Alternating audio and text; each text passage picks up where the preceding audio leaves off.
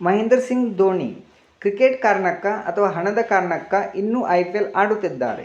IPL 2026 ಶುರುವಾಗಲು ಇನ್ನು ಕೆಲವು ದಿನಗಳು ಬಾಕಿ ಇರುವಾಗ ಈ ಪ್ರಶ್ನೆ ಸೋಷಿಯಲ್ ಮೀಡಿಯಾದಲ್ಲಿ ಭಾರೀ ಚರ್ಚೆಗೆ ಒಳಗಾಗುತ್ತಿದೆ.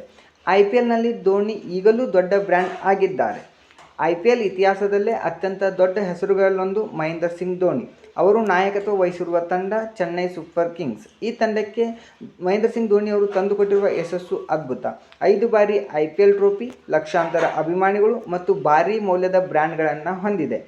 ಕ್ರಿಕೆಟ್ ವಿಶ್ಲೇಷಕರು ಹೇಳುವ ಒಂದು ಆಸಕ್ತಿದಾಯಕ ಸಂಗತಿ ಏನೆಂದರೆ, ಧೋನಿ ಆಡುವ ಪಂದ್ಯಗಳಲ್ಲಿ ಟಿವಿ ವೀಕ್ಷಣೆ ಅಂದರೆ TRP ಸಾಮಾನ್ಯ ಪಂದ್ಯಗಳಿಗಿಂತ ಹೆಚ್ಚಾಗಿರುತ್ತೆ. ಸ್ಟೇಡಿಯಂನಲ್ಲಿ ಟಿಕೆಟ್ ಮಾರಾಟ ಕೂಡ ಧೋನಿ ಇರುವ ಪಂದ್ಯಗಳು ಕ್ಷಣಾರ್ಧದಲ್ಲಿ ಸೋಲ್ಡ್ ಔಟ್ ಆಗತ್ತೆ. ಅಂದರೆ IPLಗೆ ಧೋನಿ ಇನ್ನೂ ದೊಡ್ಡ ಕಮರ್ಷಿಯಲ್ ಪವರ್ ಆಗಿದ್ದಾರೆ.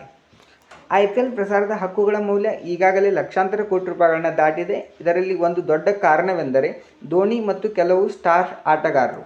ಸ್ಪಾನ್ಸರ್ಗಳು ಕೂಡ ಧೋನಿಯನ್ನು ತಮ್ಮ ಜಾಹೀರಾತುಗಳಲ್ಲಿ ಬಳಸಲು ಆಸಕ್ತಿ ತೋರಿಸುತ್ತಿದ್ದಾರೆ.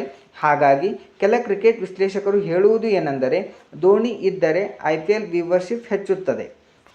ಕೆಲವು ಕ್ರಿಕೆಟ್ ತಜ್ಞರು ಹೇಳುವ ಪ್ರಕಾರ ಧೋನಿ ಈಗಾಗಲೇ ಲೆಜೆಂಡ್ ಆಗಿದ್ದಾರೆ. ಹಾಗಾಗಿ ಯುವ ಆಟಗಾರರಿಗೆ ಅವಕಾಶ ಕೊಡಲು ಅವರು ನಿವೃತ್ತಿ ಆಗಬೇಕಿತ್ತು. ಆದರೆ ಧೋನಿ ಅಭಿಮಾನಿಗಳು ಇದನ್ನು ಒಪ್ಪುವುದಿಲ್ಲ. ಧೋನಿ ಅಭಿಮಾನಿಗಳು ಹೇಳುವ ಮಾತು ಏನೆಂದರೆ, ಧೋನಿ ಅವರಿಗೆ ಇನ್ನೂ ಪಂದ್ಯವನ್ನು ಗೆಲ್ಲಿಸುವ ಸಾಮರ್ಥ್ಯವನ್ನು ಹೊಂದಿದ್ದಾರೆ.